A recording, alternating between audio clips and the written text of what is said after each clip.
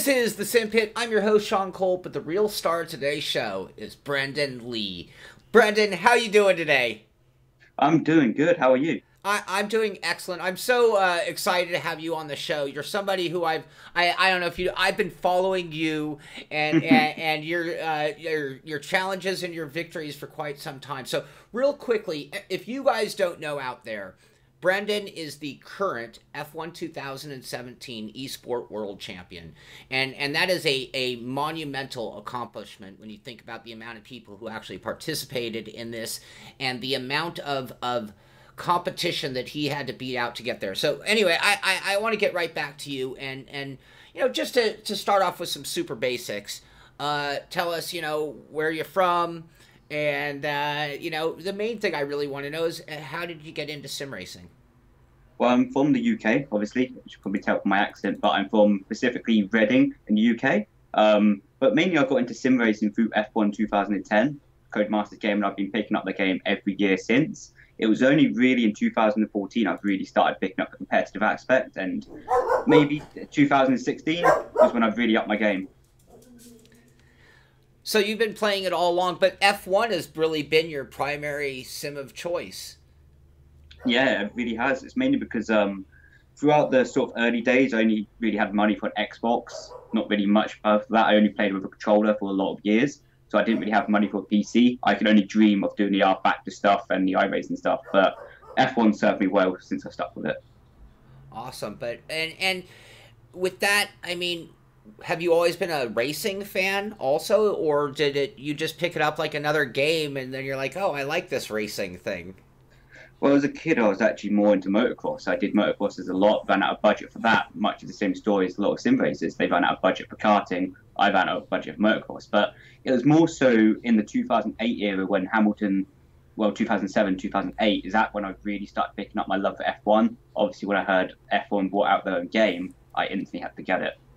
So it's like you're like, okay, this guy's my hero, and I can actually race against him in the game, and it was like a secondary motivation even. Oh, yeah, it was definitely one of those things of picking up the game and saying, I just beat Lewis Hamilton, even if it's in a game. It's very cool. Now you said this that you were on the console, so were you originally playing on a controller? When did you get a wheel? Yeah, I the first time I got a wheel was I think in 2012. It was that Mad Catz MC2 thing, the plastic, no force feedback. But then it was only on the Xbox One day, so 2015 I got a force feedback wheel. And ever since then I've had a few wheels, but that's really when I started getting it. Awesome. So you went through the whole progression of all the Codemasters games to the point where this whole esport thing, I mean, it didn't exist at all when you first started playing. You're playing throughout, I'm assuming, getting better and better. You get to the point you're at the wheel. Um, what made you think, hey, I like this esport idea. I think I might have what it takes. How did you go to that point from being just, you know, especially in F1 2017, where it's like so much more of a console type world versus the PC, which is a little more sophisticated about leagues. But how did you find that path and think, oh, I should be with a real team and I should be going after these esport competitions? It was actually through Twitter. I saw F1 was doing their own esports stuff, and I was like, okay, I've got a chance to prove what I've got. But I knew from the outset it was important to be with the right team and the right set of people around you, because without the right people, you don't maximize your potential. You, as one of the people who trains me says, everything below your brain is useless, because you can, if you train your brain, you can do anything you want to, and that's something what I'm very avid about. Okay. Now, at what point did you join with the team? Here, let me bring up eSport Cars. eSport Cars is the team that you're running with. At what point did that become the path to join a big... And they're a huge team. I mean, this is a Yeah. monster-sized team. Yeah, I joined in November, literally after the semi-finals. Their team manager AJ was actually at the semi-finals, and we had a little talk after the actual event finished, and it sort of picked up from there. Joined for the finals, and the rest is history. Awesome. Now, when it came to the point, I mean, it all began with online competitions just to qualify your way into the actual esport competition. Um, I've done things like made runs at GT Academy or World's Fastest Gamer, and a lot of these are like leaderboard competitions, and it like becomes the most cutthroat competition in the world with guys putting 24 hours a day into it. Yeah. What was the whole qualifying process like? Well, there was a few ways to qualify. You had effectively, I think it was 13 slots per console, and 10 of those slots were allocated to a time trial system, effectively where you just raced around as a certain person. For example, Sergio Perez at Monza and tried to get a podium, and you got points of how well you did in the race. But the other 3 slots per console was down to a league called Apex Online Racing, where the top 3 from the championship overall for 3 races got entered to the semi-final. Okay. And at that point, what kind of equipment were you running? At that point, I was running Fanatec equipment with the Fanatec CSL. You can probably see behind me. Oh, yeah, there it is. The Universal Hub and the low tail pedals at that point. Awesome. And that's not what you're currently using, though, it looks like. No, yeah, the TSPC Racer now. Now, how did that come to be? That is just more for the fact of making sure I'm 100% ready, because obviously going from a load cell pedal to a normal pedal what Thrustmaster use is quite difficult, and I want to make sure that I'm ready for the next F1 eSports, because there was definitely time left on the table trying to be ready for the pedal. So that leads me to my next question, which is, when you went from that first moment of being at home doing all this online stuff, getting to it, to the point where you're going to, I got to pull up a picture because I'm not sure if people realize just how gigantic this event was. But the F1 eSports finale stuff was as big as it gets. And you're going from sitting at home with, at the time, your club sport equipment. Now, right before you went to this, were you still on the club sport equipment? No, the team brought me and got ready for the play. They brought me the play seat rig, a computer, and the T3PA Pro pedals to get used to everything. But like I said before, there was definitely more time on the table being used to all the equipment. Right. So how close were you 1-to-1 at home versus what you were going to sit in on the stage? At that time, I was still using the Fanatec instead of the TSPC Racer. It was only after the event I picked up the TSPC Racer. But I'd probably say about 60%, because obviously we don't know the computer specs, we don't know what graphics we're going to run. But yeah, about 60 to 70%. Is that a big factor? I mean, when you got there, did you feel like you were doing your best, or did you feel like you were still making adjustments to that setup? Oh, I was still making adjustments, because you, as a very competitive person, you'll speak to anyone in the top 20. They always want to find an extra millisecond. Even if it comes down to it, an extra millisecond always matters. And to be able to be at your ultimate comfort level matters. Now, at home, it's one thing. It's like, I see you there. You look comfortable. You got your stuff that makes you feel comfortable. Racing at your best and voiding yourself of distraction is one thing. When you get to this eSport competition, I mean, I've looked at it, and it's like, I run this show, and it's like, I have no pressure. There's no one watching me. How much different is it being, I mean, yeah, the lights, you got the cameras, you got the announcers running around, you've got production people starting and stopping it on their timeline, not on yours. And then on top of all of that, sitting next to you are the guys you're competing against. Yeah, it was weird. It was definitely really weird, because at one point, though, when you're racing, you sort of zone out. You don't see to the left or right of you. You literally only see the screen ahead of you. But apart from that, it's very strange having the people what you're racing wheel to wheel against for the championship, and you can almost hit them with the elbow. It's not really that comfortable. I can imagine. Did you know any of these guys beforehand? Oh, yeah. Okay. Oh, yeah. Like, you sort of saw a split, especially on Twitter, from the Xbox guys to the PS4 guys to the PC guys. There was definitely a split in community, and the Xbox guys wanted to prove that they're the best people in the community, same as the PC and PS4 guys. There was definitely a drive to make sure that they were the best. And it was quite funny, actually, because Sven comes from PS4, Fabrizio comes from PC, and I came from Xbox. So for all of us to sort of collide in the final and the podium was quite amusing if you think about it. Now, when the cameras weren't on and you guys just had that downtime, were you guys in your little cliques and groups, or was it just like really everybody just kind of and did it feel friendly, or did it feel ultra ego filled, uptight, we're battling for world championship? I think most of it was friendly. I know a lot of people respected people who wanted their own space. For example, I just wanted to sit down and just, in my downtime, think about what I'm going to do to prepare for the next race or have a debrief effectively with myself. But there was quite a lot of people sort of grouped in themselves. You could see a lot of photos on Twitter where they would be waiting for the drivers at the gates to get autographs. I wasn't really a big fan of that because I don't particularly, from their side, from the driver's side, I don't particularly want to walk in and see 20 people sat there with cameras and pens saying, can I have your autograph? But it's up to them what they do. But for me personally, I just sat in my own bubble all the time.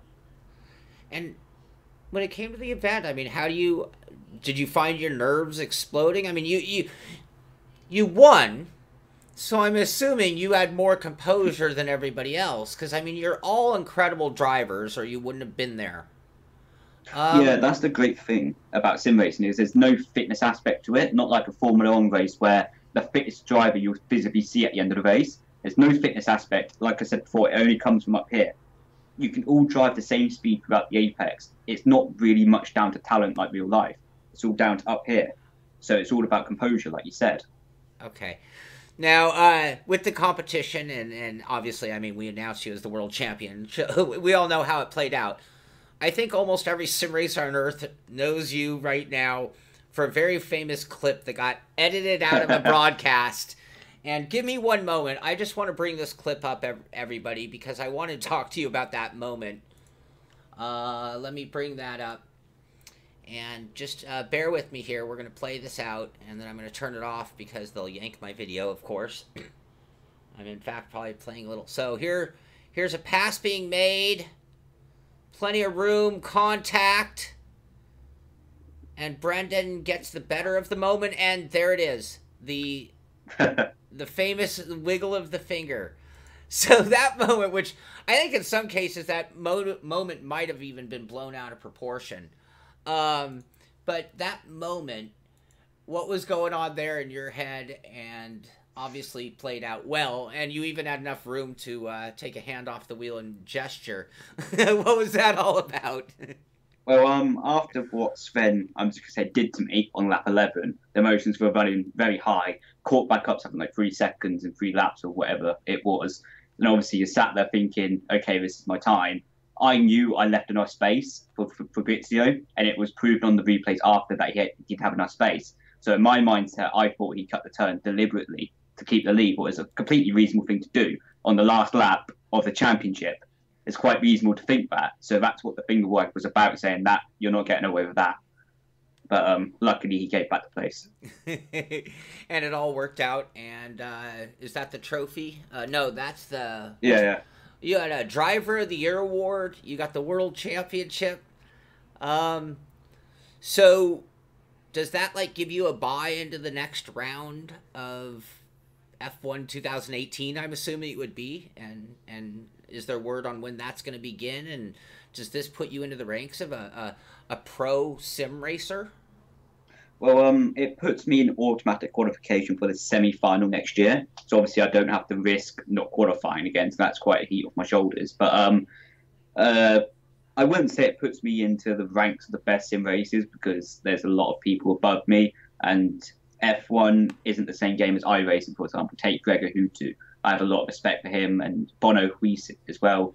R-Factor, iRacing, F1 are completely different platforms. We'll have to all get to people together for the next EROC and see who comes out if they want to invite us all. So is your plan to stay on the F1 2000 train, or are you looking to branch out? And you mentioned iRacing, and or do you think that for you this is your chosen discipline, this is the route you're going to go with? And I mean, their eSport seems to be huge. It has affiliations with FIA even, or do you do ever other sims, or is this just 100% your sim? At the moment, F1 is my plan, but for example, for the EROC event, I didn't even own a set of course until a month before the event. It's it's quite nice to play different sims, but if the opportunity's there to do other sims as well as F1 on a competitive level, I'm 100% up for it. All right. I'm going to bring a few questions in from our patron group, and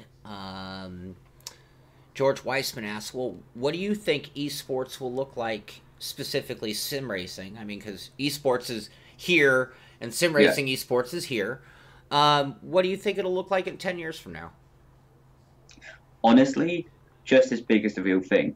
Because if you think about it, everything's going electric now to save on costs and, more importantly, the planet.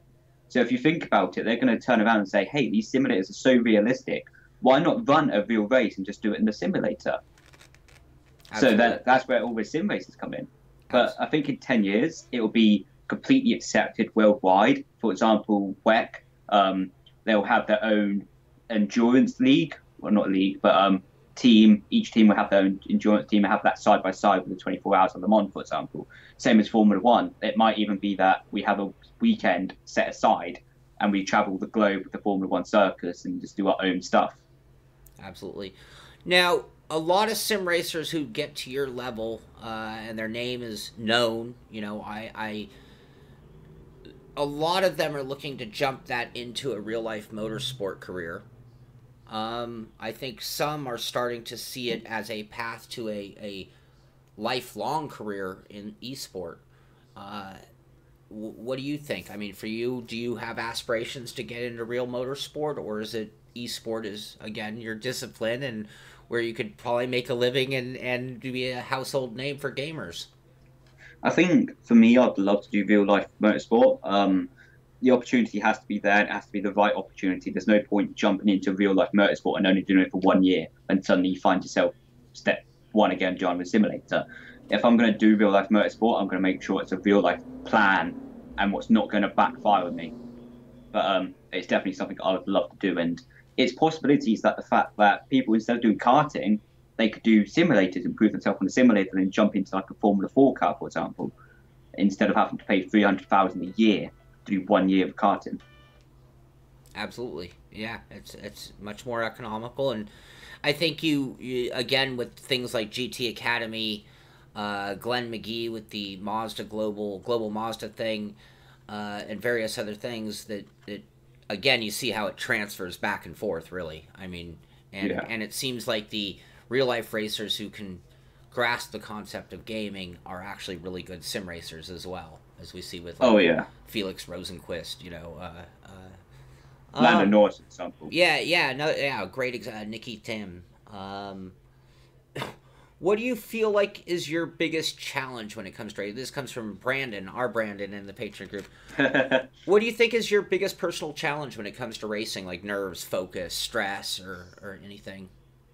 I think it's the real focus aspect of it, because when I drove a real car, it's just you and the car. It's so easy to focus, but when it's you on driving a simulator, it's you, the TV, the wheel, the computer, the pedal set, the rig. It's not just one component. And real life, it's so much easier to focus. It's not even describable how much easier it is to focus in real life. So I think that's my personal difference between real life and sim racing, and that's what's most difficult for me. It's the focusing aspect of it. All right. You've jumped around a lot of gear, and in your case, it wasn't so much anything but preparation for the events and what you'd be doing.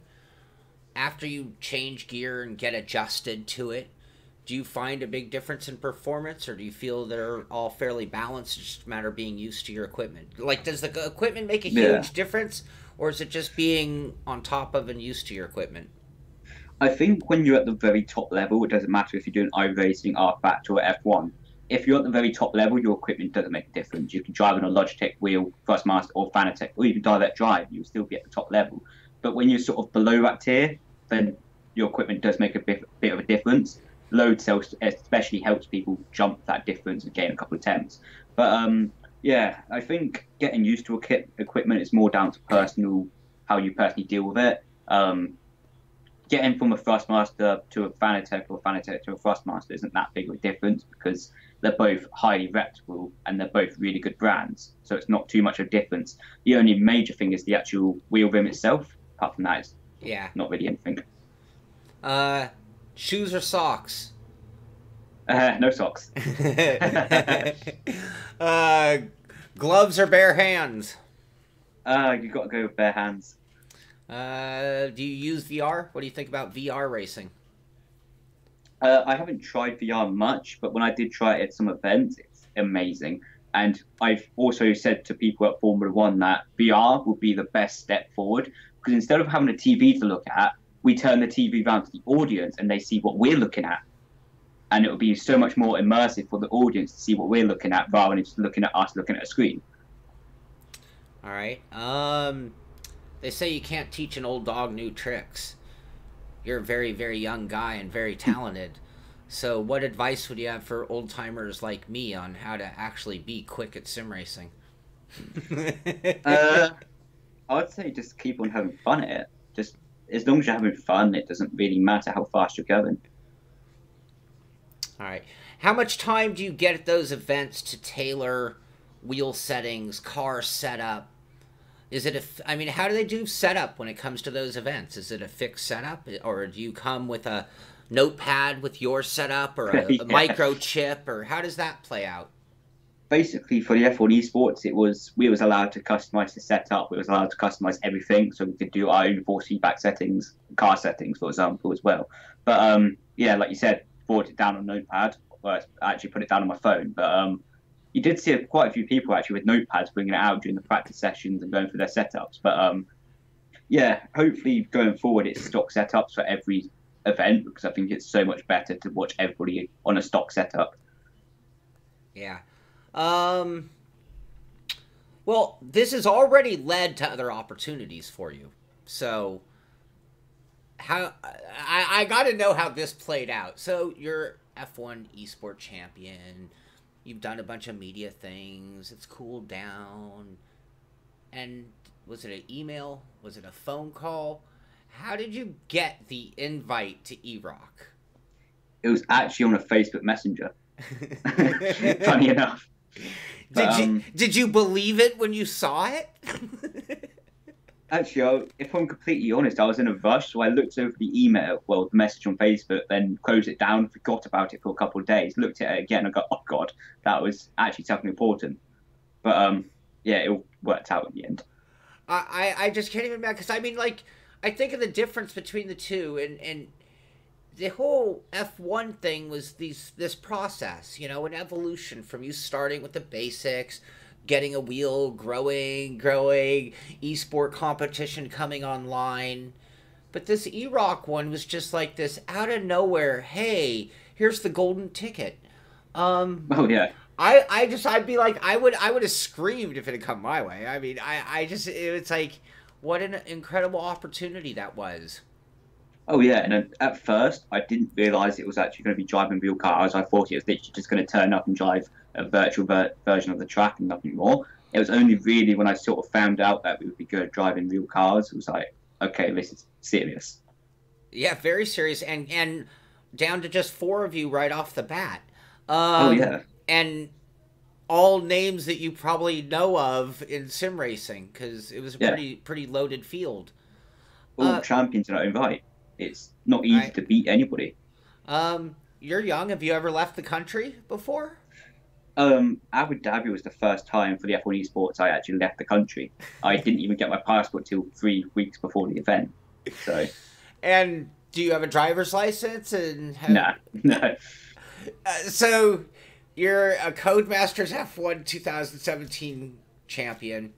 You get an invite to go to EROC to A, leave the country for the first time, B, compete against 3 of the best sim racers that you're ever going to come across, and for an invite to race real cars against the likes of Montoya, Coulthard, and blah blah, Lando Norris, and I can go on and on and on and on. Not to sound just too cliche to sports, but what was that like? I mean, where was your head at the moment you're sitting there thinking, I have to learn to drive, I have to get a passport, I have to keep it together, I have to get there and have a good showing? Yeah, generally I was pretty relaxed because I even said this in a couple of press releases. If a sim racer beats a real life driver, they're going to look twice at it and go, okay, this is serious, and it's quite, if we're honest, embarrassing for the real life driver at that point. But if a real life driver beats a sim racer, who cares? But for that, I was pretty relaxed. But obviously, the first time driving a car, it's not like it's a wide circuit, is it? It's only 7.5 meters wide. The cars often are 3 meters wide, if not 4. So you're sat there, maybe 1 meter either side of the barrier to play with. It's not easy for the first time driving a car. How much preparation did you do in a real car before you left? I did about 4 or 5 hours. That's it? About that, yeah. Insane. Was this on city streets, or did you go to a giant parking lot? How did you... No.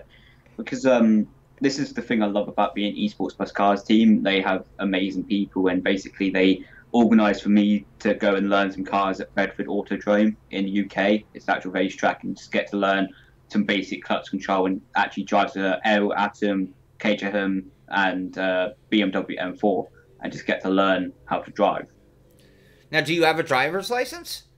No, I don't at the moment. So you still haven't driven on a public road? No. Oh, this is so awesome. This is such a great... I love this. This is so awesome. So your only experience... This is because I think so many real-life drivers are ruined by the fact that they learn to drive a car on a city road where you don't push a car to its limit and you actually kind of unlearn what a car is capable of or how to drive it on edge. They said, hey, sim guy, you're going to be racing in Riyadh, so you better start going fast from the drop of the hat, minute 1. Yeah. How did real life compare to a sim for you? Well, first off, it's a lot more fun. But the thing is, the main difference was obviously I'm only feeling stuff through here. My palm of my hand, and it's only seeing visual what's going on the screen. Suddenly swap that to a situation where it's coming through my legs, my feet, my back, my bum, and all the way to my lower neck. The feeling was quite surreal. But apart from that, it was quite, I wouldn't say easy, because nothing's easy, but it was quite normal, surprisingly. And it does show the testament to sim racing. And Gregor Hutu pointed this out before when he got to go to, it's not Road America, Road Atlanta, I think it was, through iRacing.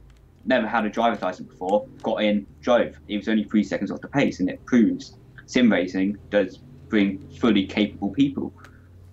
Now, in sim racing, you know to go to the boundaries of what the car can do.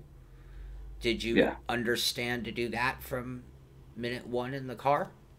I think my mindset going in the real car was just build layers. Obviously, there's no reset button in a real car, and the hospital is the closest thing to a reset button. So I didn't particularly want to hit the reset button in a real car, but it was more just building layers effectively and just keep on building my confidence and continuing to build that over time, then get to the level I wanted to be at. I'm still not at the level I want to be at, and hopefully next year I'll have a bit better platform to perform.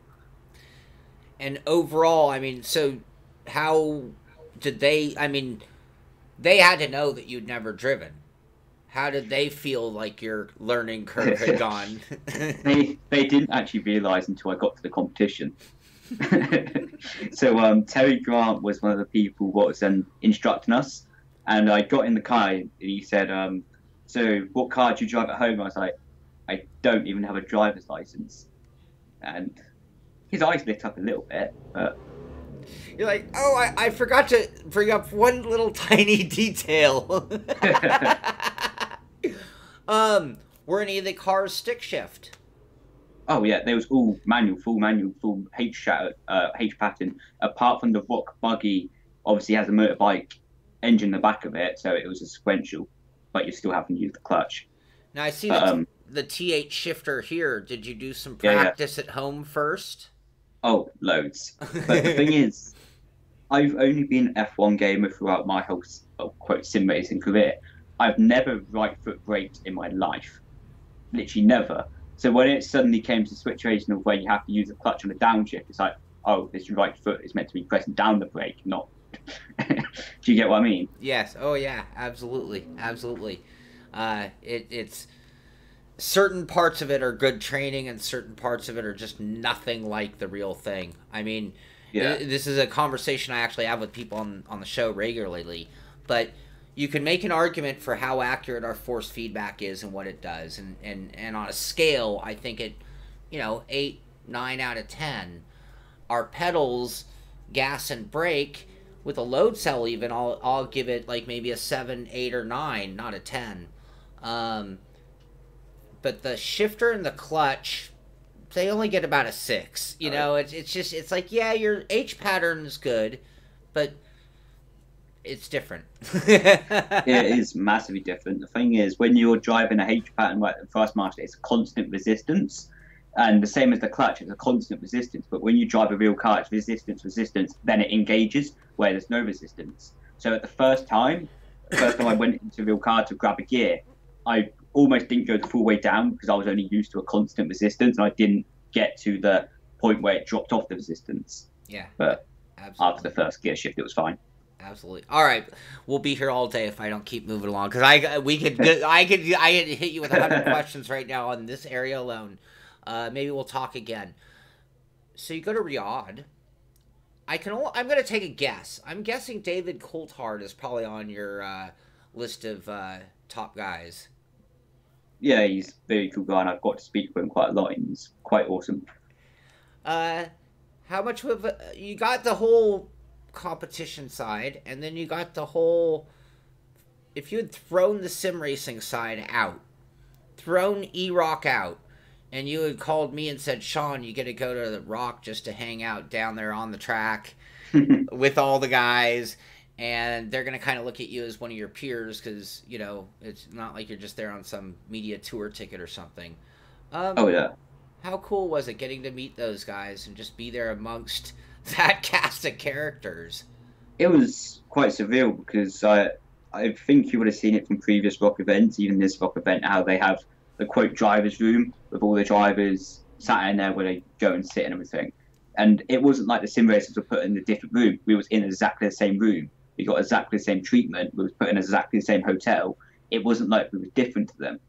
It was a scenario where we were treated completely equal, and they treated us completely equal as well. And that was a really cool thing. That is awesome. That actually was going to be one of my questions. They all like, hey, how you doing, sim guy? Or was it, hey, no, you're here to compete, and we're all pros today. Oh, yeah, and it's definitely one of the things you even sit down and have a breakfast and dinner with them as well after the event and before the event. You're sort of immersed into their world as well. And that's something that was really cool. If anything, one of my highlights of the whole weekend is just being immersed in the complete environment. Yeah. Did you go there alone, or did you get to bring anybody with you? I brought with me the person who manages me at the moment. Well, helps manage the team I'm in. His name is Josh Cox. He used to do real life racing as well, so he was quite helpful being able to get to teach me how to drive a car as well. Okay. Well, I'm glad, because again, I can only imagine how frightening it would have been to do that alone. So you get there, and you're going to be in a competition with 3 guys that are just insanely good, and all the marbles on one quick competition to be teammates with Rudy Van Buren. What was the pressure like on that compared to doing like on the stage? I mean, it was a little bit smaller a stage in some ways, and in some ways it was a bigger stage, depending on how you look at it. How did the pressure balance between the two? And did you feel like having already gone through that made it easier? It was a really strange, really weird pressure, because it's nothing like I've experienced before. Was the fact that you're only racing against 3 other people. It's not like you're racing against 20 other people. It's pretty much only one-on-one heats at the same time, isn't it? Mm-hmm. It's not like you've got to focus on other people. It's literally just got to focus on one person, and that's it. So it was a really, really strange pressure, but it's a pressure what I've learned from, and it's a good experience. And how did their version of the track drive compared to, like, you got to drive the rock car, right? Yeah. Was their track good? I mean, it's like that was sort of a track they threw together for a very small competition. I mean, in that it was 4 guys. It's small in that respect. The track was about 85% close to real life. Obviously, it's quite hard to get the scaling right because it's in a much smaller environment, but it was about 85, correct. It was a good effort considering all the facts. At night, did you go out with like Enzo and the other guys? No, we got because obviously in Saudi Arabia there's no drinking. There's literally a law where you're not allowed to drink there. So we just got whisked back to the hotel, had dinner, and went back to bed basically. Wow, so it was sort of like, but that's probably best, being that you have a lot on the line. Oh yeah, it was quite weird as well because we only really had to wake up at 12 o'clock. So I was still in my UK sleeping schedule, if I'm honest, so it didn't really bother me. So I was effectively going to sleep at something like 2 or 3 o'clock in the morning. I was still completely fine. So you started out as a kid. Now Yeah. you're a young man, uh, on a controller. Now you're doing it on the stage in multiple countries, even now. Um, what's it like? Fun versus pressure? Like, is it still fun like when you first started doing it, or has it become more tedious and more like a job? It's still fun, but fun for different reasons. It was fun when I started out because it was more okay. I'm playing a game. It's the game is fun. But now what I consider as fun is continuously improving my lap times, for example. But the pressure is a really strange thing. You see, the pressure either destroys you or makes you. At the moment, it's making me, but I don't want to step too quickly because pressure can easily destroy you at the same time. Absolutely. Well, and you're very well composed for a man of your age. Um, what are your what are your goals? Where do you think you're? What are your plans and goals coming up? I think my next big plan is for the F1 eSports when he announced that, and obviously try to win that again. If I don't win it, come podium again. Hopefully, continue my podium streaks of events. But my goal, in very much, is just to keep on progressing as much as I can. You can't win every event, but when you do lose an event, you want to be humble and make sure you're properly mature about it. In as far as life goes, because to me, still esport is still a little bit of the unknown. I mean, like, so, right Yeah. now, it seems like a guy could get out there and make some money, and maybe a couple of people, maybe 5, 10 people will make really good money, but that it might not quite yet, but it's so close to be to the point where it could be your full time job. Uh, but you're young enough to take some gambles in life too and pursue some things. Oh So, yeah. but do you think this is something that you'll be able to get it to the point where, hey, this, and do you think that esport will grow at that same curve, allowing it to be something that you might be able to make a full time career? Yeah, I am literally 99.9% sure it's going to be a career in the future. And if you think about 10 years ago, their parents would have been saying, okay, gaming is not going to do anything for you. But now they might even be encouraging their kids to game, seeing what future it's bringing them. Because they, for example, they might not have the money for karting. So sim racing is the next best thing. But yeah, I definitely think at the moment it's just continuing to build upon it. And as you mentioned, 5, 10 people at this moment in time can afford to make this full time. I'm pretty certain those numbers will grow to the thousands in coming years. Yeah. Well, in other forms of esport, it's already there, and Oh yeah, esport is exploding now. So the fact that there are that many people there as it hits its explosion, we could, yeah, it could get very big. Have you done much driving with like full motion simulators or other things that add immersion? We talked about VR already. yeah. I've done one session with a motion simulator. It was really cool experience to be able to feel the car, but obviously that was before I've ever driven a car, so I didn't really have much to compare it off of. But thinking back, it was actually somewhat close. It wasn't a million miles away. It wasn't spot on. Don't get me wrong, but it wasn't like it was a million miles away either, and it was quite impressive. Yeah. Um, how much practice in Assetto Corsa did you do before you got to Riyadh? I only brought the game a month before that, before the event, and you're going up against Enzo, who's I would say famed for is a set of Corsa, isn't he? And yeah, it was quite weird only being able to get the game 1 month before the event. But I did something like 20 hours practicing the KTM crossbow. What we did, Was that all fixed setup stuff? yeah, it was all fixed setup stuff in the Race of Champions as well. Yeah. Okay. Good. Because that actually Enzo would have had a really unfair Yeah, advantage yeah, for had sure. it not, because everybody It's came from different disciplines essentially. Yeah, it's a bit like for me personally, if they suddenly said, okay, we're doing the Race of Champions in F1, I'll be sat there grinning, but everybody else will be sitting there going, hang on a minute. But I personally think the way the Race of Champions should have been done, because obviously money is an issue, well, that much. A game costs £40. I'm pretty sure the game would have been given for free. Anyway, I think we should have done a race in F1, a race on Race Room, race on iRacing, and a race on the Assetto Corsa. Yeah. And that gives everybody a chance at their own discipline. My discipline is F1 cars. Alex's discipline is World Touring cars, so and so. And I think it would have been a much fairer format. And if you think of the format of Race of Champions in general, it actually kind of match it. Because what makes that so cool is they take all the champions from different disciplines and then put them in a variety of different cars. It's like, you know, when they bring out those NASCARs, you know, certain guys are like, I got this, you know, and then and it would change from car to car. Yeah, for sure. I think the whole thing favors the rally car drivers a little bit personally, but you know, that does, when you look at who wins, that isn't the case. So you know, they do. It's amazing. I've always been a huge fan of every version of Race of Champions they've ever done. I think it's just a great concept.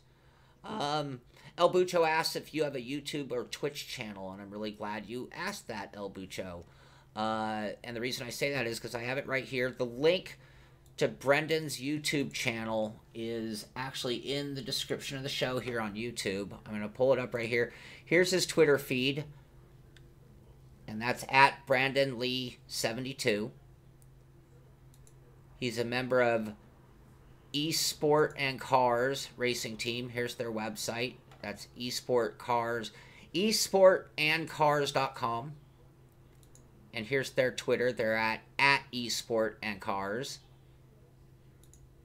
And here's Brendon Leigh's YouTube channel, and he has a bunch. He has a bunch of videos on F1 2017. So you want to get some tips and tricks from one of the best. Let me read, not one of the best F1 2017 sim racer on Earth.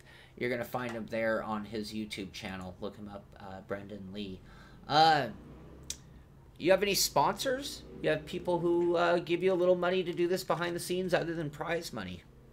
I don't have any personal sponsors, but the team obviously has their own sponsors with Let's Race and Grease Motorsport, who's actually a real life team who raced at Le Mans and everything. But I don't have any personal sponsors, like I said, but the team does have sponsors.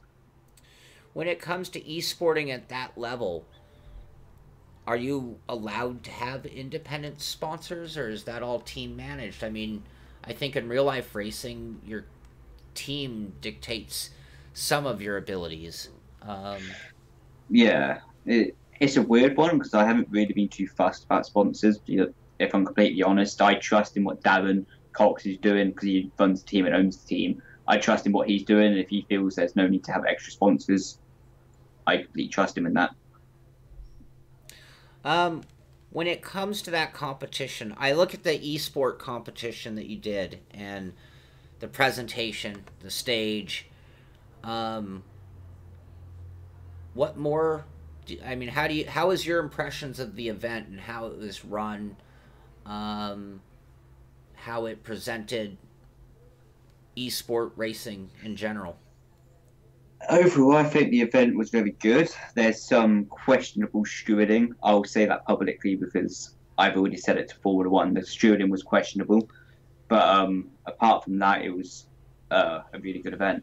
And don't get me wrong, it wasn't anything to do with Formula One themselves who did the stewarding. It was done by a separate company who I'm not going to mention, but it's fairly obvious who did it. But the stewarding was questionable in that sense. Now, in eSport, different than real-life motorsport, stewarding and how we judge moments of racing, I think, are a little bit different or are open to interpretation because you have no money. We talked about There's no ticket to the hospital for the driver. The car doesn't get totaled. The consequences are so much different. Do you think that leads to them feeling that they can be a little bit more loose on the rules? And I mean, I'd say that people in general in sim racing take the rules a little lighter. I think contact might be a little more prevalent in online racing than real life. Just a little. You see a lot in real life racing too, though. Yeah, I think, like you mentioned, the rules are not so serious in sim racing.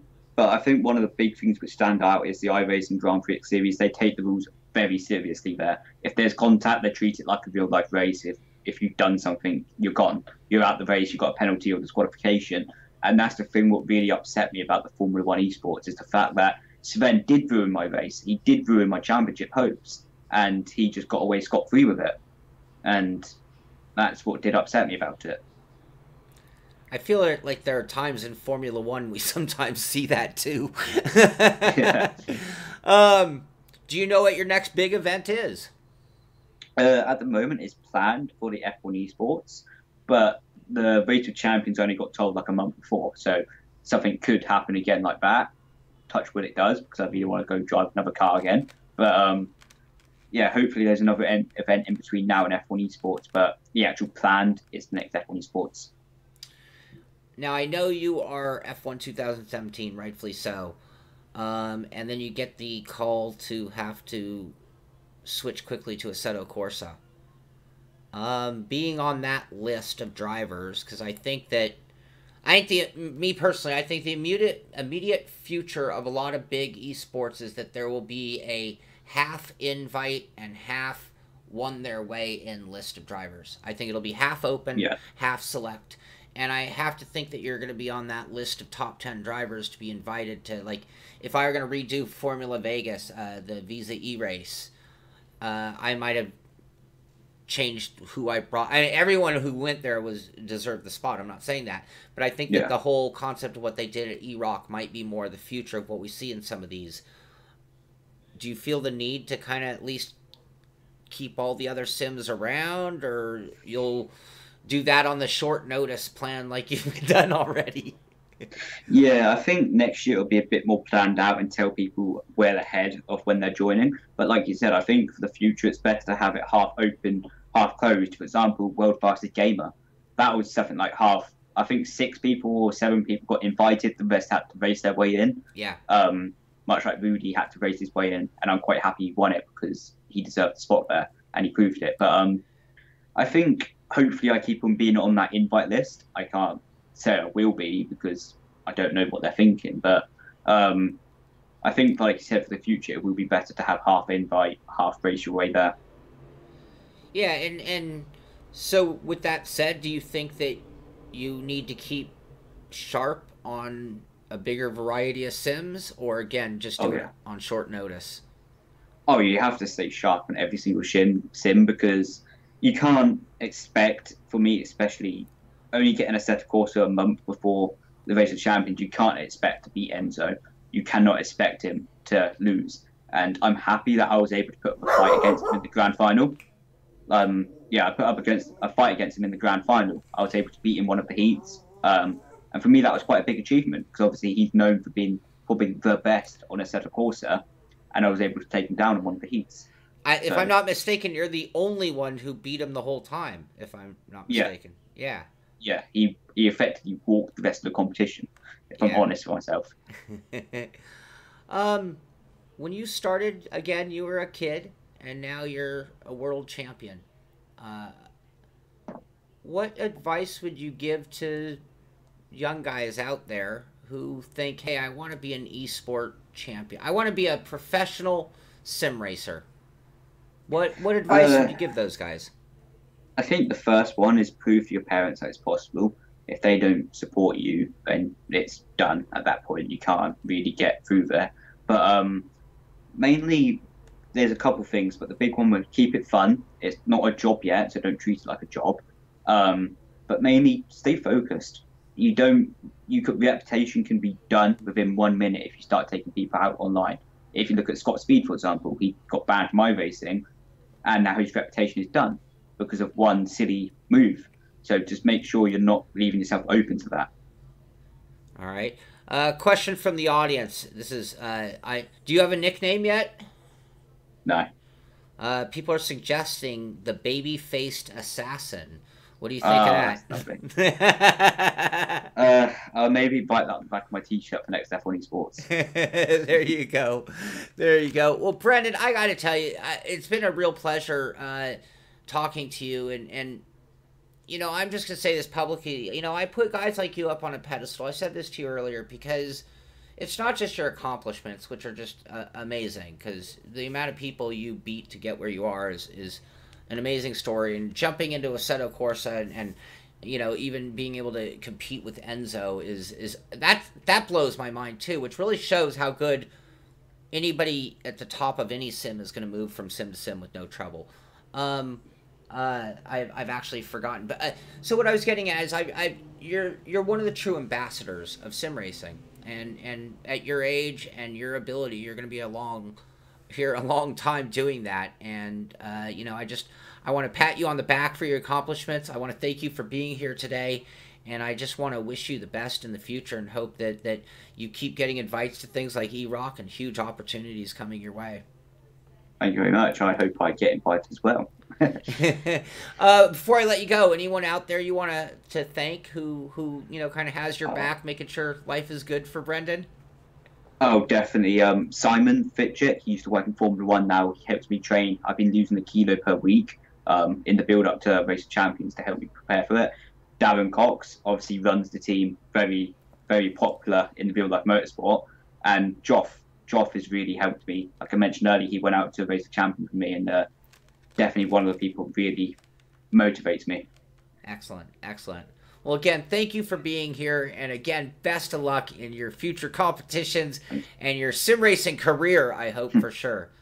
So there you have it. Brendon Leigh, a great guy, and he's on a great path, having, you know, that world championship, the EROC invite, and just opportunities, and showing you that it's out there for us. Any of you out there could be a sim racing champion and maybe even do this for a career. How cool would that be? Thanks again, Brendon.